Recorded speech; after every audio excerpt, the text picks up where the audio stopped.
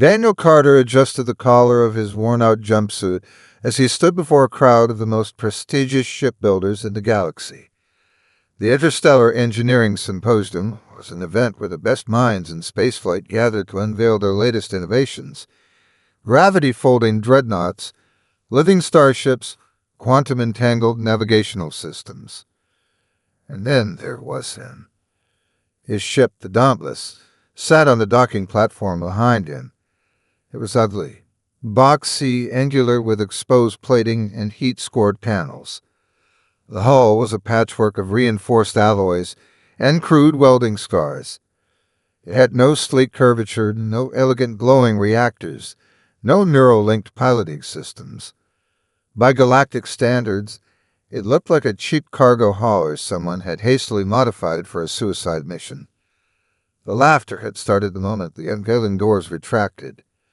Is that welded metal? Excelvanting engineer, his 6 golden eyes squinting in disbelief, gestured at the visible seams along the Dauntless's hull. Tell me, human, did you construct this in an asteroid scrapyard? A feathered Earth technician clicked her beak in amusement. I see mining drones with better design. Whispers turned into outright chuckles. An Eridani shipwright, standing in his ceremonial silver robes, shook his head. Primitive. I was hoping for something interesting from the humans. Daniel kept his hands in his pockets. He was used to this. Humans were new to the galactic stage. While Earth had only entered interstellar space in the last 100 years, these species had been building starships for millennia. Their designs were elegant, refined, optimized by centuries of experience. Humans, by contrast, they were still figuring things out. Tell me, Earthman, the Selvani sneered, stepping closer, what exactly makes your contraption worthy of being here? Daniel exhaled slowly. He hated talking. He preferred letting results speak for themselves. But they wanted an explanation. Fine.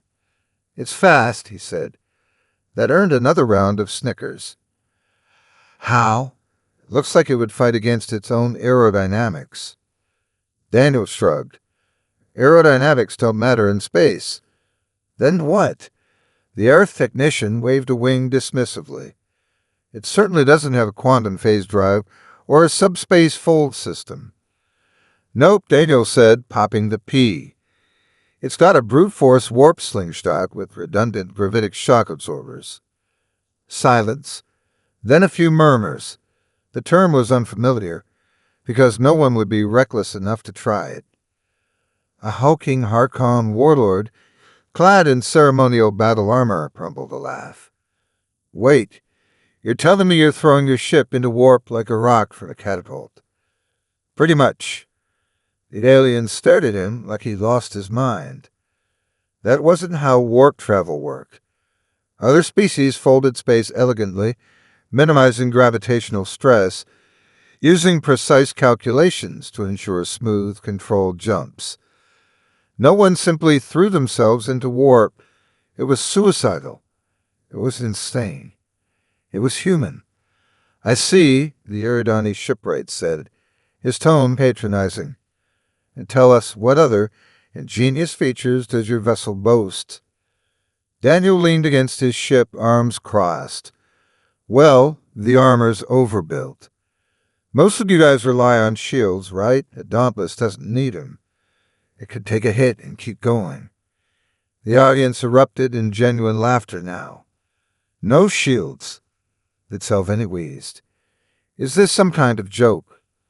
That's like wearing plate armor in an age of plasma weaponry. And Aerith barked.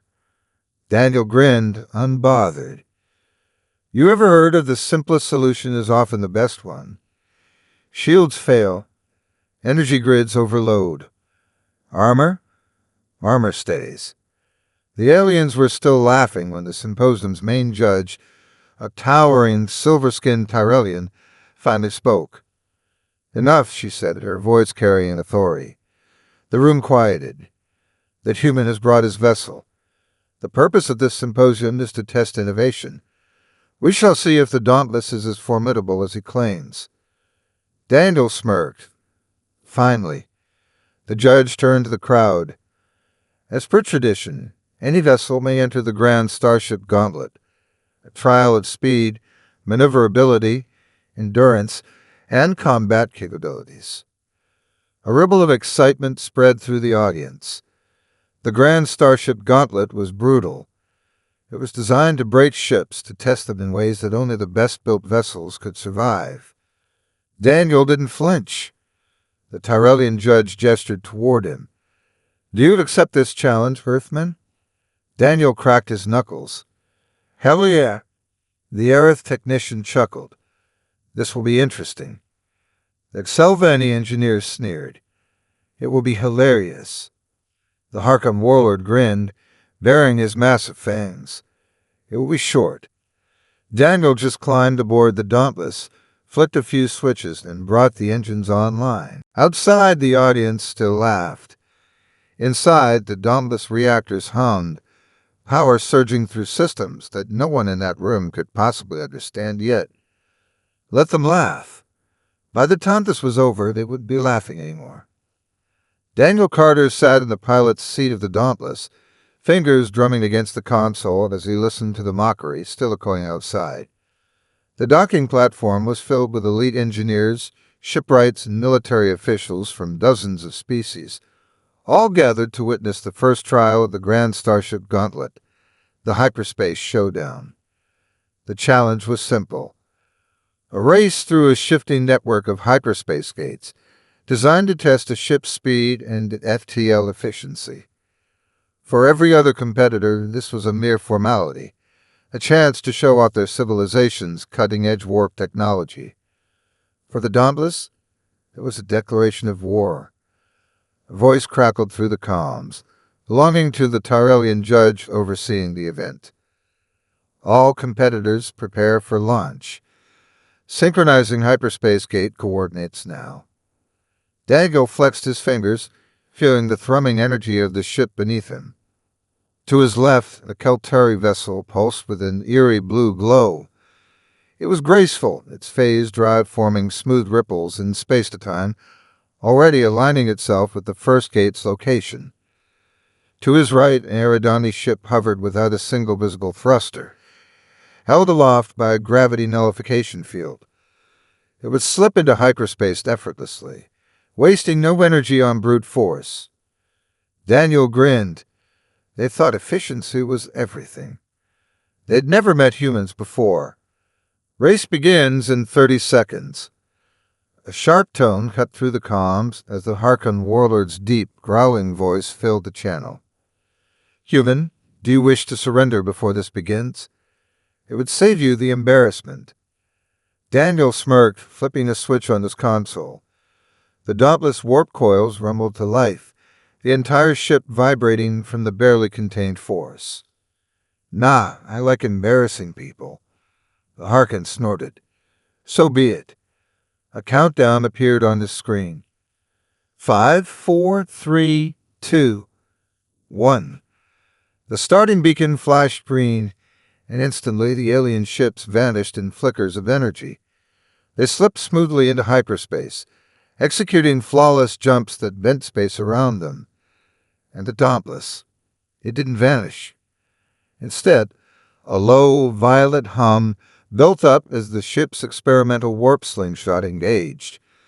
The gravity well projectors spun up, a rapid series of pulses shaking the entire vessel as power flooded the drive core. Then, boom! A detonation of raw force tore through space, launching the Dauntless forward with sheer brute strength. The docking platform shook from the blastwave, and several alien engineers stumbled back in shock. "What the hell was that?" "That's not how FTL works." The Dauntless didn't jump into hyperspace smoothly. It punches through it, like a battering ram smashing into reality itself. Inside, Daniel clenched his teeth as the G-forces pressed him into his seat. The ship rattled violently, but the reinforced shock absorbers held firm.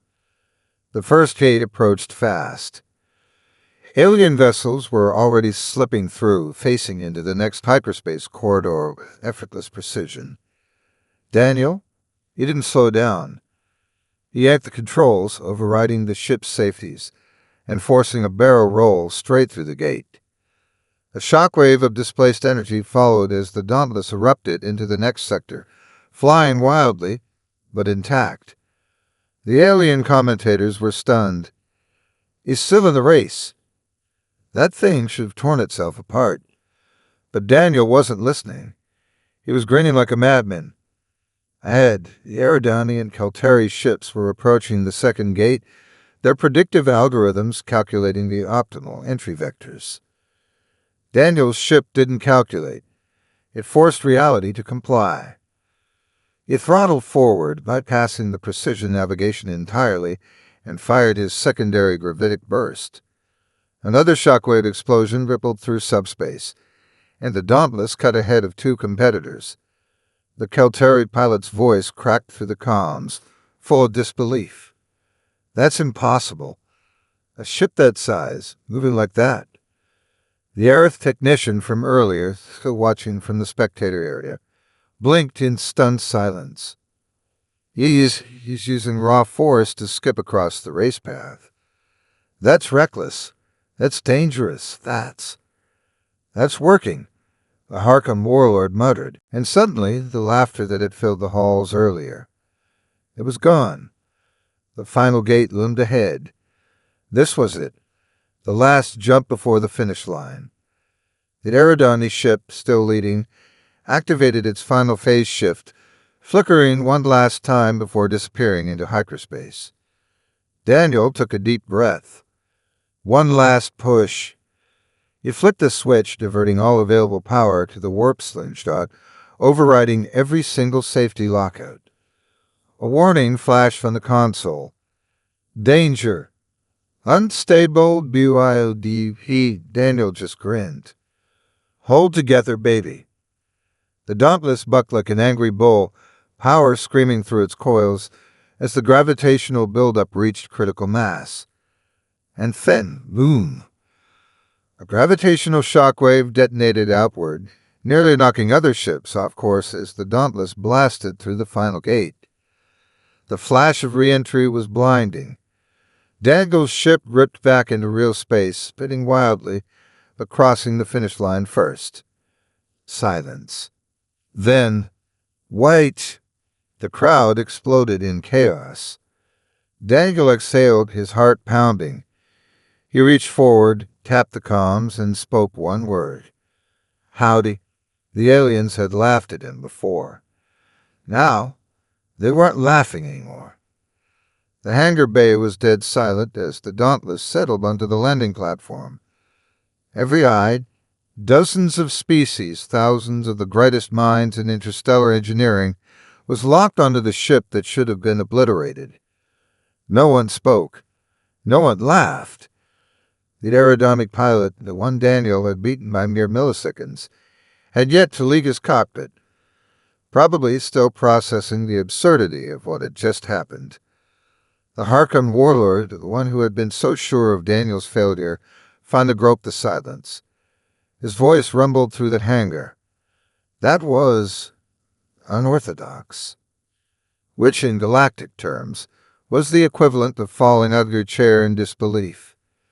Daniel casually unbuckled himself, stepped out of the Dauntless, and cracked his neck. Glad you liked it. The Tyrellian judge's silver eyes studied him. Your ship should have torn itself apart. It bypassed every known efficiency principle of hyperspace travel. Daniel shrugged. Efficiency's nice. I prefer effectiveness. A murmur rippled through the crowd. Was this human insane? Did he not understand the importance of stability, of precision, of optimization? But they couldn't deny the results. And now, it was time for the next trial. The agility test. The competitors assembled in orbit around Veltrax the X, a gas giant with a violent storm system. A swarm of automated drones was deployed, forming a constantly shifting, unpredictable maze. The objective: navigate through the storm at maximum speed without colliding with any drones. For the sleek, ultra-responsive alien ships, this was a test of refinement, precision thrusters, and neural-linked piloting systems. For the Dauntless, it was a flying brick. A Salvani pilot's voice came over the comms, thick with amusement. "Oh, this should be good." Daniel smirked. "I agree." A countdown appeared. 5, 4, 3, 2, 1. Go! The first alien ship, a Keltari interceptor, shot forward, its maneuvering fins adjusting mid-flight, flowing like a bird in a storm. The Eridani vessel glided smoothly, its gravitic repulsors ensuring zero turbulence as it danced through the drones. "Daniel?" Daniel hit the throttle like he was in a bar fight. The Dauntless lurched forward with brute acceleration, smashing into the wind currents like a battering ram. The ship shuddered violently, fighting the storm instead of flowing with it. The audience gasped. He's going to crash. A drone loomed ahead. Most pilots would twist around it with microthrusters. Daniel didn't twist. He cut the engines completely. For a split second, the Dauntless was dead weight, plummeting in freefall right under the drone's flight path. Then, boom! He slammed the thrusters back to full, rocketing upward in a way no ship was designed to move. The alien spectators were stunned. That was not how piloting was supposed to work. He's not maneuvering. He's exploiting inertia. A Salvani engineer blurted out. The storm intensified. Massive crosswinds, erratic lightning arcs. The other ships adjusted delicately, recalibrating their flight paths. "Daniel?" He punched the stabilizers manually, throwing the Dauntless into a controlled spin, letting the wind carry him like a slingshot through the chaos. "That's not piloting. That's suicide." The Eridani pilot, previously silent, now spoke, his voice tight. And yet he's gaining speed. The final stretch loomed ahead. A dense cluster of drones, their movements chaotic and unpredictable. No openings. No path through. Daniel smiled. Time for a magic trick. He flipped a hidden switch. A secondary thruster array, previously offline, roared to life. Asterisk, the Dauntless didn't steer through the drones. It broke physics. It flipped end over end, firing opposing thrusters at angles no ship should have been able to sustain. A collective gasp rippled through the spectators. He's drifting, in 3 dimensions. Like a fighter jet power sliding across space, the Dauntless slipped through the last swarm of drones, barely missing them by inches, and rocketed through the finish line. Silence. Then, wait! The Keltari pilot landed seconds later, his ship flawless, precise, and slower. The Harkon warlord landed next, his ship bruised, beaten, and still behind the Dauntless. Daniel leaned back in his chair, exhaled, and tapped the comms. "Y'all still having fun?" "AFT RMAT." When Daniel stepped out of his ship, the entire hangar bay was staring at him. The Salvani engineer, who had laughed the loudest earlier, now stood with his mandibles slack.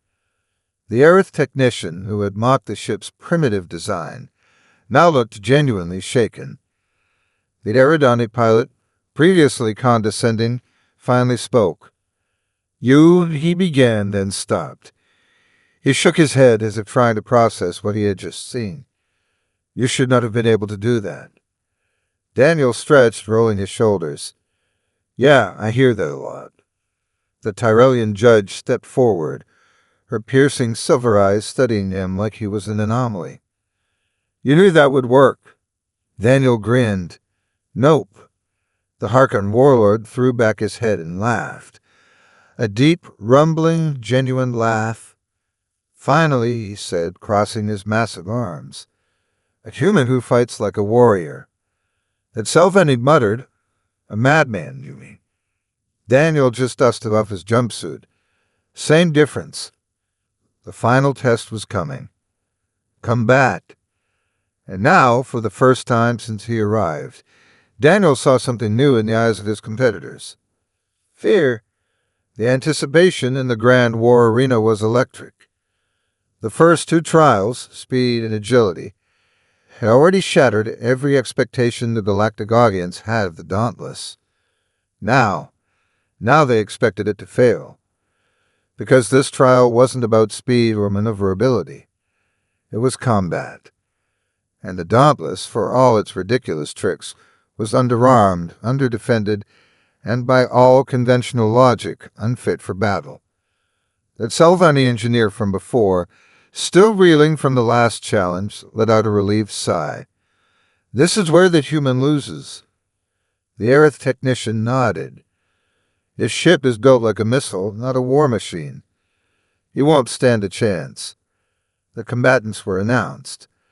The Aerodynamic fleet had sent a dueling frigate, its adapted shields capable of nullifying incoming fire before impact. The Keltari had brought a drone swarm carrier, its automated air-controlled fighters capable of overwhelming even capital ships. And the Harkon. They had entered their war barge, a vessel twice the size of the Dauntless, bristling with plasma cannons, torpedo pods, and reinforced armor. And then there was Daniel, the human, with a cargo freighter modified into a battering ram. The laughter that had disappeared earlier began creeping back in. The Tyrellian judge's voice echoed through the arena. Combatants, prepare for engagement. Match begins in 30 seconds. Inside the cockpit, Daniel cracked his knuckles. All right, Danigoy. You're outgunned, outnumbered, and everyone thinks you're about to get torn apart. Time to ruin their day. His comms crackled with an incoming message. The Harkon warlord's voice rumbled through the speakers. Human, you surprised me twice. But war is different. There are no lucky maneuvers here. Daniel smirked. Good thing I don't believe in luck. The warlord chuckled. Then I will honor your final moments with a warrior's respect. Daniel leaned back. Appreciate it. Just don't be mad when I send you home crying. The countdown hit 0. Engagement to start. The battle erupted instantly. The Aerodani frigate opened fire first. High-energy plasma bolts streaked across the void, aimed to force Daniel into a predictable pattern. The Keltari drones swarmed forward, hundreds of them, forming a deadly, coordinated net. And the Harkon war barge didn't bother with subtlety. It fired a full broadside of torpedoes. Any rational pilot would retreat, reposition, look for cover. Daniel hit the accelerator. The Dauntless charged forward like a lunatic, dodging nothing, aiming straight for the center of the chaos. The spectators gasped. It's not even attempting to evade. The aerodynamic pilot, confused, adjusted fire to compensate. The Keltari drones, predicting evasive maneuvers that never came, suddenly found themselves out of sync. And the Harkon warlord, he narrowed his eyes. Clever. Phase 1. Break the formation. Daniel yanked the lever, activating the Dauntless' hidden maneuvering thrusters. The ship twisted mid-charge, forcing itself into an erratic, unpredictable spin, not to dodge, but to force the enemy to adjust. The Aerodani frigate's auto-targeting failed, its predictive algorithms scrambling to keep up. The Keltari eye-controlled drones lost formation, colliding into each other as they recalculated the trajectory. And the Harkon's torpedoes. They kept flying, right into the disoriented Keltari drone swarm. Boom! Half the drones were obliterated in a chain reaction explosion. The Harkon warlord snarled. The Aerith technician fell silent. The audience lost their minds. Phase 2. Close the distance. Daniel flicked another switch, redirecting all available power to the front shields. He wasn't here to trade shots. He was here to wreck their day. The aerodynamic pilot, regaining his composure, activated his adaptive shields, confident that his energy field could absorb any impact. Daniel grinned. He wasn't shooting. He was ramming. The impact was monstrous. The Dauntless slammed into the frigate's side, the sheer force of the collision overloading its shield matrix in an instant. Adaptive shielding only works against energy attacks. It does not work against the flying Brit going at max velocity. The frigate spiraled out of control, crashing into the storm-racked debris field below. One down. Phase 3. The Harkon problem. The war barge loomed ahead, its main plasma cannon charging up for a shot that would incinerate the Dauntless in one blast. Daniel gritted his teeth. No way to dodge, no way to outrun it. So he did the only thing he could. He turned off the engines. Silence. The Harkon warlord's eyes narrowed. What is he doing? Then his tactical officer gasped. Gravity. The gas giant's gravitational pull grabbed hold of the Dauntless, dragging it downward just as the plasma cannon fired. The massive energy beam narrowly missed. And Daniel? He reignited the thrusters at the last seconds, slingshotting around the gravity well, straight toward the war barge. The warlord's eyes widened. No. Boom. The Dauntless crashed full force into the war barge's weapon array, tearing through its primary cannon and ripping apart its fire control systems. The war barge shuddered violently, power systems failing, engines stalling. The Harkon warlord let out a slow, deep chuckle. You magnificent bastard.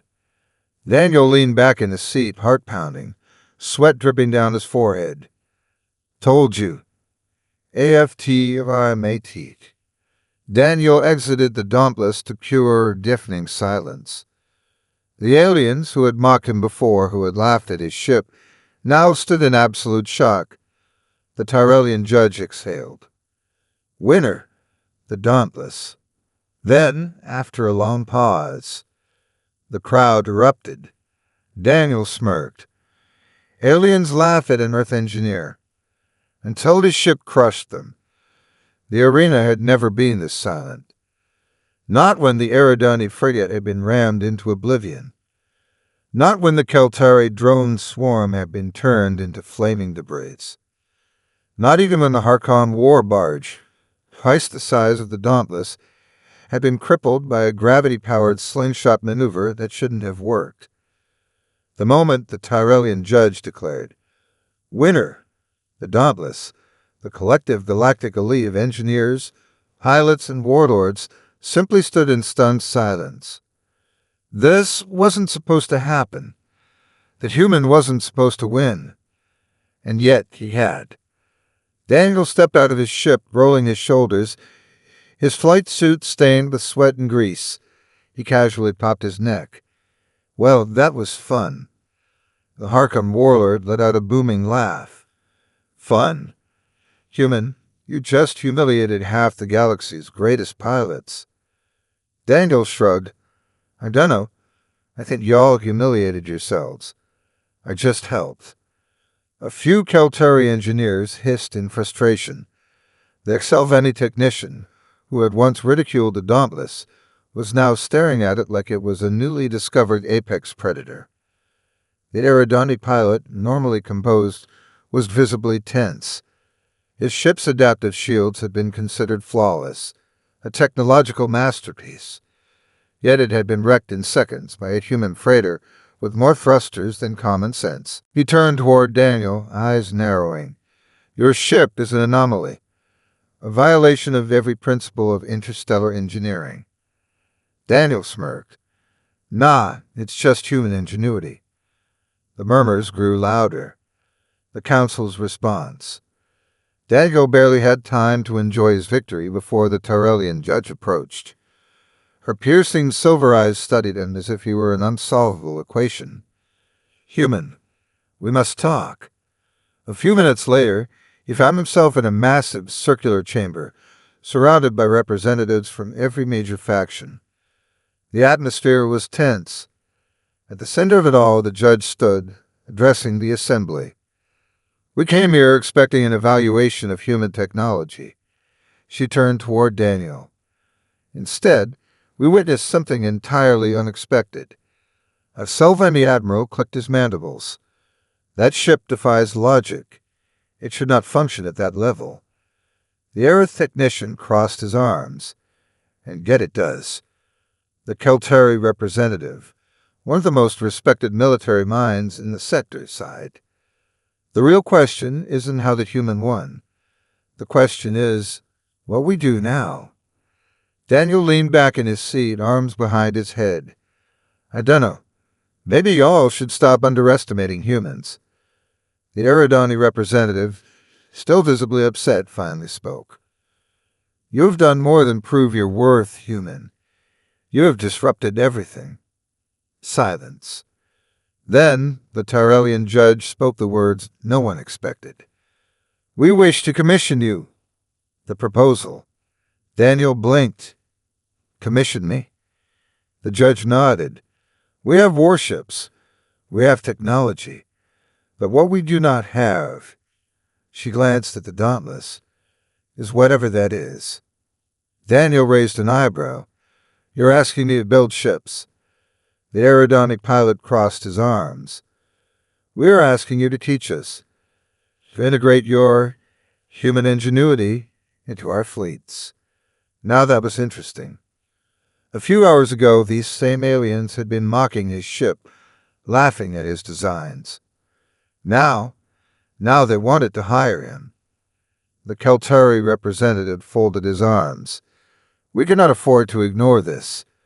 The human has demonstrated something our war doctrine never considered: irrational adaptability." The Harkon warlord grinned. "That is how warriors fight. With instinct, not just equations." The Selveni technician sighed in frustration. "And we just spent the last decade designing a fleet based on perfect calculations." Daniel exhaled. "Let me get this straight. You want me to take all the chaotic, insane, rule-breaking nonsense that made the Dauntless work and apply it to your ships?" The judge nodded. "Yes, and we will pay you generously." Daniel scratched his chin. This was hilarious. These people who had laughed at him were now offering him a blank check to teach them how to think like humans. Oh, the irony. Daniel's response. He leaned forward. "All right, I've got conditions." A murmur rippled through the chamber. The Eridani representative frowned.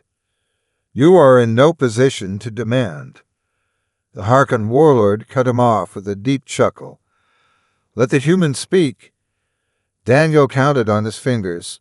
1. I get full creative control. No bureaucratic nonsense slowing me down. The judge nodded slowly. "Agreed." 2. I pick my own team. I need engineers who actually think instead of just running simulations. Another nod. 3. I get a ridiculous paycheck. The Harkon warlord grinned. That was never in question. Daniel leaned back, arms crossed. "And finally, I want to name the first prototype." The Selveni admiral scoffed. "You humans and your ridiculous names." The judge narrowed her eyes. "What name do you propose?" Daniel smirked. "The Overkill." Silence. Then laughter. The Harkon warlord slammed his fist on the table, roaring in amusement. The Kelteri representative smirked. Even the Eridani pilot looked slightly impressed. The judge exhaled. "Fine. The Overkill it is." Daniel stood up, stretching. "Well then, guess I'm in." The galaxy had mocked him once. Now they were paying him to lead them. "You want to do a shake." The Selveni engineer, Nvek, was practically shrieking as he stared at Daniel's latest design schematic. Around him, a council of top alien engineers from multiple factions sat in varying states of disbelief. Dangle took another bite at his protein bar, completely unfazed. I want to strap a railgun the size of a battleship onto a cruiser the size of a corvette. And that pointed at the holographic model. That is not how ships work. Daniel wiped his mouth. No, that's not how his ships work. Ours. We push limits until something explodes, then figure out how to make it explode less often. The Keltari war designer, tapped a claw against the table. This ship is impractical. Daniel smirked. So was the Dauntless. Silence. They couldn't argue with that. The galaxy's brightest minds had declared his first ship impossible, right until it outmaneuvered, outgunned, and outwitted them all. And now, they weren't going to repeat that mistake. A galactic collaboration. Kinda. Project was headquartered at Kelpsis 9, a massive orbital shipyard in neutral space. It was the only place capable of supporting a build of this scale. Dozens of species had sent their best engineers to assist. It was supposed to be a moment of galactic unity, a collaboration of minds across the stars. Instead, it was a chaotic mess. The Eridani engineers insisted on sophisticated targeting systems that relied on perfect combat simulations. The Keltari pushed for AI-assisted piloting, arguing that humans were too unpredictable. And the Salvani. They were still complaining about the physics-defying thruster layout. Every day, Daniel had to fight off another attempt to fix his designs. The engine-to-mass ratio is absurd. This much firepower on a frame this small will rip it apart. Why do you need a secondary reactor just to power the inertial dampeners? Daniel's answer, because humans like to go fast. That didn't satisfy them. So he demonstrated. The first test flight.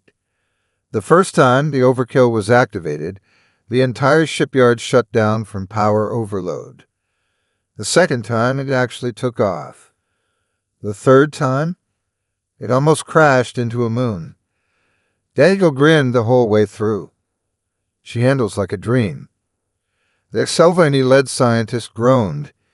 If by dream you mean nightmare. The ship was too fast, too aggressive, too overpowered. In other words, exactly as intended. Weapons testing. Overkill achieved. The centerpiece of the overkill was its main gun. A hyper-accelerated railgun charged by a dedicated fusion core capable of launching a tungsten rod at a fraction of light speed. On paper, it could one-shot a battleship. On testing day, it was time to prove that theory. The engineers gathered at a safe distance, monitoring from a reinforced observation station. A derelict Harkon war barge had been selected as the target. A warship twice the size of the Overkill, its hull still reinforced with heavy armor plating. Daniel sat at the controls, fingers tapping eagerly. All right, firing in 3, 2, boom! The ship lurched backward, inertial dampeners struggling to compensate. The tungsten slug crossed 10,000 kilometers in seconds. And the war barge, it vanished. One moment it was there. The next, a shattered debris cloud expanded outward from where it had been. Silence filled the observation deck. The Keltari technician stared at the wreckage in pure shock. That was a capital ship. The Eridani representative swallowed. That's not a railgun. That's a super weapon. Vec just sat down, rubbing his temples. I hate humans so much. Daniel clapped his hands. All right. Who's up for round 2? The political fallout. The news of the Overkill's first test spread fast. Diplomatic channels exploded with concern. That humans have built something that shouldn't exist. How do we let this happen? We must regulate this technology before it destabilizes the galaxy. But not everyone was afraid. Some were interested. Very interested. Because suddenly, human engineering wasn't a joke. It was a threat. And for the right people, it was an opportunity. The unexpected buyer. Daniel wasn't surprised when the Harkon warlord called him. What did surprise him? The warlord's offer. The hologram flickered to life, revealing the massive, armored figure of the Harkon leader. Human, you have created something glorious. Daniel smirked. Appreciate that. The warlord leaned forward. I want it.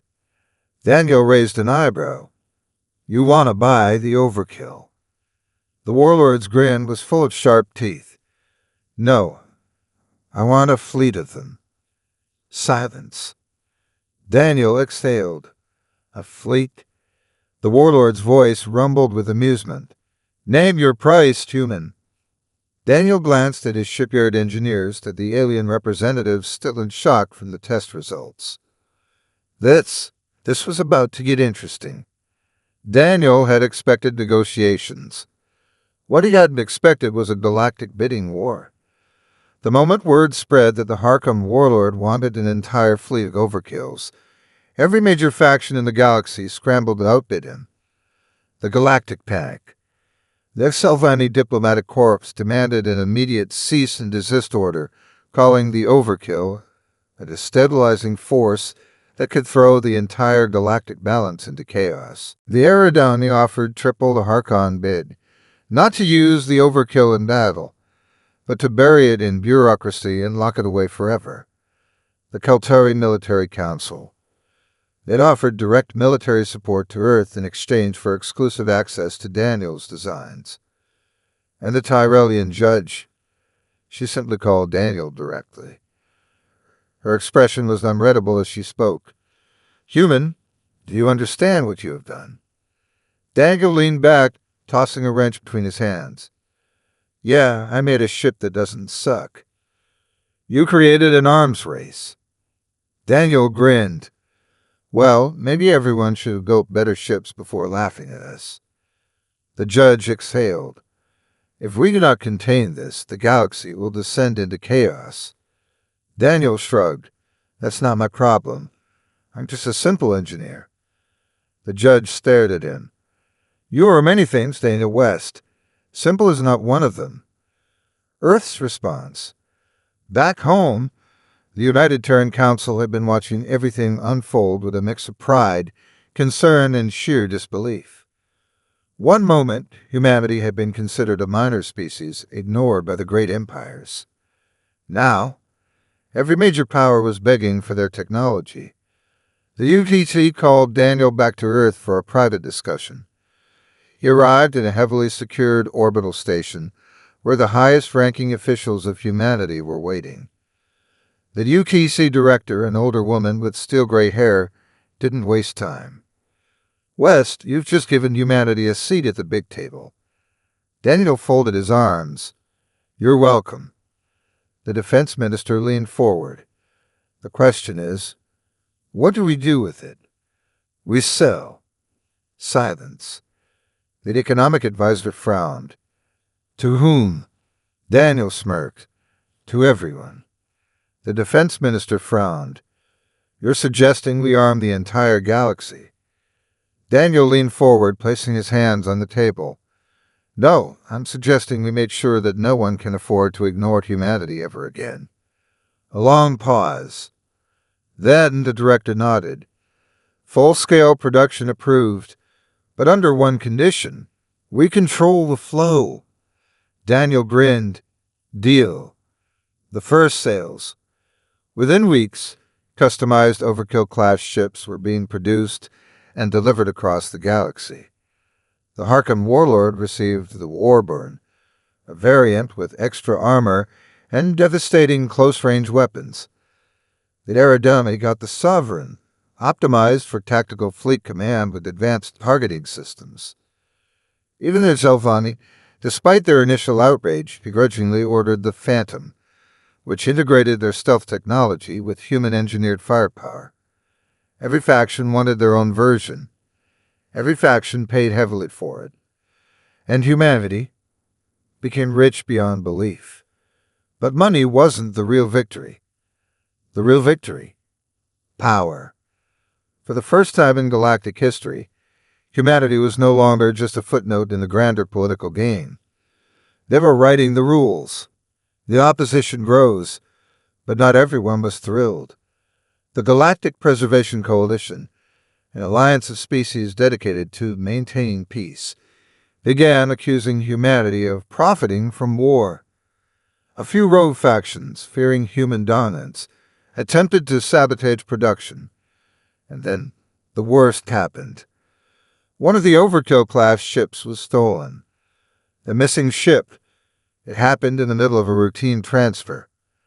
A Keltari dreadnought was scheduled to receive a fully armed Overkill prototype. But as the ship was being moved, its transponder went dark. The tracking systems failed. And then it vanished. Every major power denied involvement. No faction took credit, which meant one thing. Someone had gone rogue. A fully armed Overkill-class warship, now in the hands of an unknown entity. The galaxy was about to learn the true meaning of overkill. The Overkill-class warship had vanished. No distress signals. No debris. No signs of forced entry. It was as if the most powerful ship in the galaxy had simply ceased to exist. And that terrified everyone. The search begins. Every major faction immediately denied involvement. The Harkons swore they had nothing to do with it. That Selvaeni blamed human recklessness. The Eridani went into full lockdown mode, fearing an assassination attempt. Even the Galactic Preservation Coalition, who despised the Overkill program, was panicking, because they knew one thing for certain: no one should have that kind of firepower without oversight. And whoever stole it? They weren't looking for oversight. Daniel's nightmare back on Earth, Daniel West sat in a secure war room, staring at a holographic map of the sector. He wasn't worried about the political fallout. He wasn't worried about the media frenzy. He was worried about the ship, because he knew Overkill-class ships better than anyone. You don't just steal an Overkill, he muttered. You need an entire damn crew to run it. A grim voice cut in. So who's running it? It was the UTC director. Daniel exhaled. Someone who knew exactly what they were doing. There were only a handful of people who had access to the Overkill's inner workings. And one of them had just gone dark. The traitor revealed. Her name was Captain Helena Graves. Ex-Terran military. Former test pilot for the Overkill program. Brilliant strategist. And now, a thief. Daniel clenched his fists as the reports came in. Graves had been one of the best during the development phase. She had fought for the Overkill project when everyone doubted it. But now, she had stolen its most dangerous prototype and disappeared into deep space. The first attack. The galaxy didn't have to wait long for her next move. 2 weeks after the theft, a Tyrellian military convoy was obliterated. The attackers? A single warship. Survivors, what few there were, reported an unmarked Overkill-class ship cutting through their fleet like it was target practice. Their flagship was reduced to melted slag before they even knew what hit them. This wasn't just a rogue ship. This was a declaration of war. Why did she do it? Daniel stared at the battle report in silence. This wasn't random. Graves wasn't some lunatic on a power trip. She had a reason for this. He pulled up old transcripts, searching for anything, any clue he might have missed. And then, very deep in the archived communications, he found it. A message Graves had sent just before she disappeared. We build Overkill to protect humanity. But now, it's just another tool for the same corrupt factions. The only way to fix the game is to break the board. Daniel's stomach sank. Graves hadn't stolen the Overkill for herself. She had stolen it to burn the entire Galactic Order to the ground. The chase. The UGT launched a full-scale manhunt. Every major faction deployed ships to track down Graves. But an Overkill-class warship wasn't easy to catch. And worse, Graves had modified it. The stolen overkill, now calling itself the Revenant, was faster, deadlier, and somehow even more overpowered than Daniel's original design. Every time a fleet got close, she disappeared. Every time someone tried to set a trap, she turned it against them. The galaxy was losing. The final confrontation. Daniel knew that if anyone was going to stop Graves, it had to be him. So that he did the one thing no one expected. He built one last Overkill-class ship. But this one? Designed specifically to counter the Revenant. Where the Revenant was brute-forced, his new ship, the dauntless Mikulou, was unpredictable. Graves thought like a tactician. Daniel thought like an engineer. He knew where her weaknesses were. And now, he was going to bring her back, one way or another. The final battle. The fight took place in a dead system at the edge of known space. No reinforcements. No politics. Just two Overkill-class ships facing off. Graves opened fire first. Daniel dodged. She tried to outmaneuver him. He forced her into a tight spin, cutting her escape routes. She launched a full barrage of railgun slugs. He activated a gravitational disruptor, redirecting her own projectiles back at her. She snarled over the comms. "Damn it, Daniel. You always were a stubborn bastard." Daniel smirked.